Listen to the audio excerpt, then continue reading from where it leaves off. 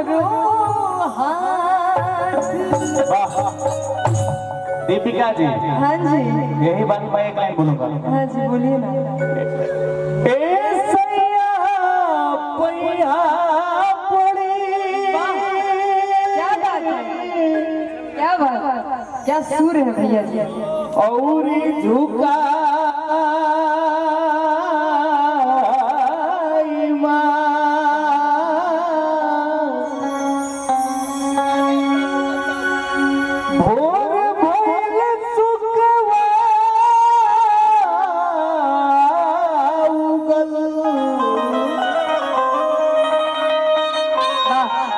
अब छोड़ दी हमरा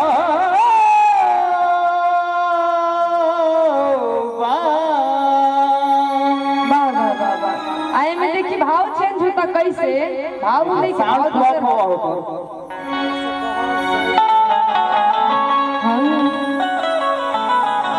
आ जाए वही बात है।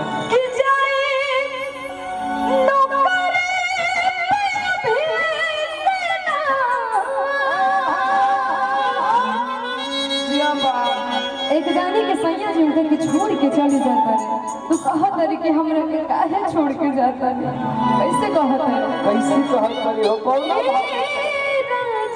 जी हो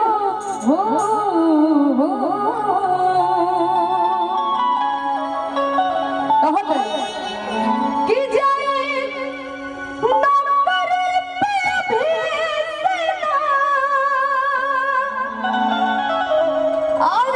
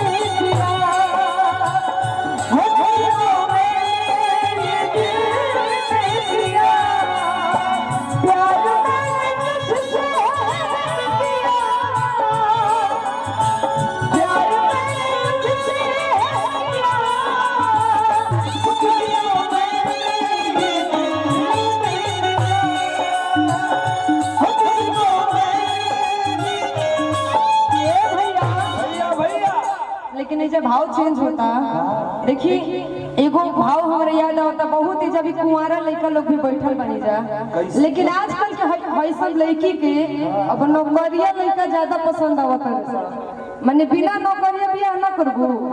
कैसे कहत है? तो कुछ लड़का लोग जो सुंदर सुबेख बड़े लोग, वो लोग कहत लोग जान तरह कैसे जो कुंवार लड़का वो लोग के दर्द हम बताओ तनी कैसे आवा हमरा दर्द बताओ तनी कैसे।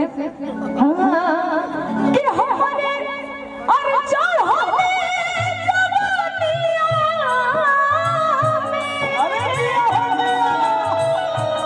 हमारे चार होते जवानिया में घूम लगता है तो मेहरी बिना घर सून लगता है जैसा, मेहरी बिना घर सून लगता है।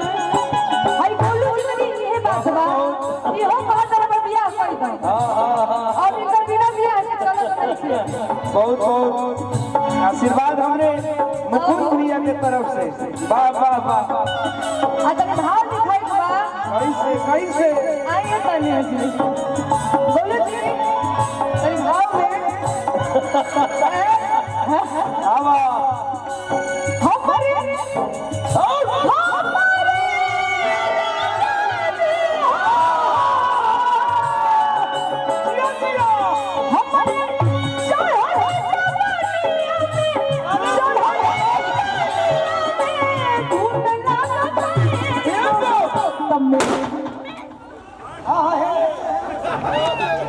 आओ आओ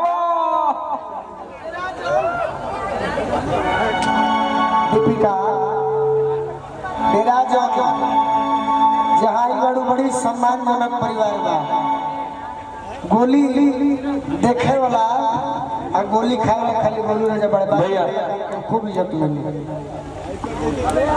रो रही है इसलिए रो रही है कि क्योंकि इसने यूट्यूब पर गोलू राजा को गोली खाते देखा है। मुकुंद भैया से आग्रह करो कि जे खड़ा होकर हो तरी मार दे के बाद हो तरी मार दे के बाद चलो दीपिका अब दुरुआ को तो हम चलनी घरे दुरो धरा अपन माइक हमरा के जाएगा धरा इधर रो तरी अपना कार्यक्रम भतीजा के मुंडन में गोली छोड़वालू तो कुछो ना आज सोना गांव में गोली छूटा तो तरह दुख लगता। चलो खूब सुंदर बा हमारा गोली लगे से बड़ी कलाकार डरा गई जैसे कि सब कोई गोलू राजा ना हो जाएगी अब ना हो जा अब ना हो जा चलो है ना अरे गोली ऐसे छूटा ना कि टेंट में तो नहीं कमी भाई कर छेद कोई जरूरी नहीं रुपया नहीं खेद है